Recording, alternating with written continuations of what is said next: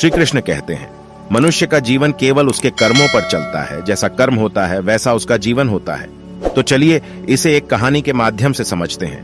मनुष्य का जीवन इस संसार में कर्म को मानने वाले लोग कहते हैं भाग्य कुछ नहीं होता, और भाग्यवादी लोग यानी जो सिर्फ भाग्य पे भरोसा करते हैं वो कहते हैं किस्मत में जो कुछ लिखा होगा वही होकर रहेगा। अर्थात इंसान कर्म और भाग्य इन दो बिंदुओं की धुरी पर घूमता रहता है और एक दिन इस जग को अलविदा कहकर चला जाता है।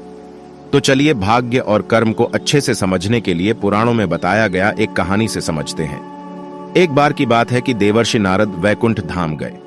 वहां उन्होंने भगवान विष्णु को प्रणाम किया और श्री हरि विष्णु भगवान से कहा, हे प्रभु, पृथ्वी पर अब आपका प्रभाव कम हो रहा है।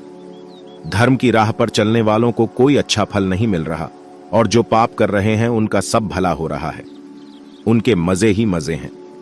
तब श्री हरि विष्णु भगवान ने कहा, ऐसा नहीं है नारद, जो भी हो रहा है सब नियति के कारण हो रहा है। नारद बोले, प्रभु, मैं तो यह सब पृथ्वी लोक देखकर आ रहा हूं। पापियों को अच्छा फल मिल रहा है और भला करने वाले धर्म के रास्ते पर चलने वाले लोगों को बुरा फल मिल रहा है। श्री विष्णु भगवान ने कहा, नारद, कोई ऐसी घटना बताओ जो तुमने देखा हो। तब नारद जी ने कहा, अभी मैं पृथ्वी लोक के एक जंगल से आ रहा हूं। मैंने देखा कि वहां एक गाय दलदल में फंसी हुई थी। कोई उसे बचाने वाला नहीं था। तभी एक चोर उधर से गुजर रहा था। वह चोर गाय को फंसा हुआ देखकर भी रुका नहीं, बल्कि वह उस पर पैर रखकर दलदल लांघकर आगे निकल गया। आश्चर्य तो तब हुआ जब आगे जाकर उस चोर को सोने की मोहरों से भरी एक थैली मिली। थोड़ी देर बाद वहां से एक वृद्ध साधु गुजरा। उसने उस गाय को दलदल में फंसा देख उसको बचाने की पूरी कोशिश की।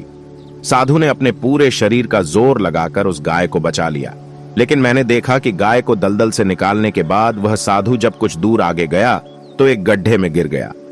हे प्रभु, अब आप ही बताइए, यह कौन सा न्याय है? देवर्षि नारद की पूरी बात सुनने के बाद श्री हरि बोले, यह तो सही ही हुआ नारद।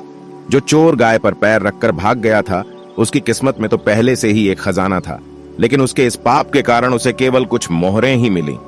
परंतु प्रभु, नारद बोले, बेचारे उस साधु ने तो कोई पाप नहीं किया था, फिर उसे गड्ढे में गिरकर मृत्यु क्यों मिली?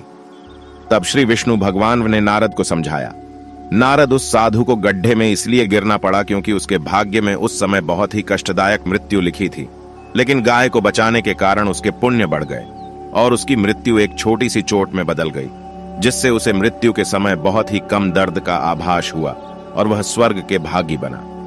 अब नारद जी संतुष्ट थे, इसलिए इंसान के कर्म से उसका भाग्य तय होता है। इंसान को कर्म करते रहना चाहिए, क्योंकि कर्म से भाग्य बदला जा सकता है।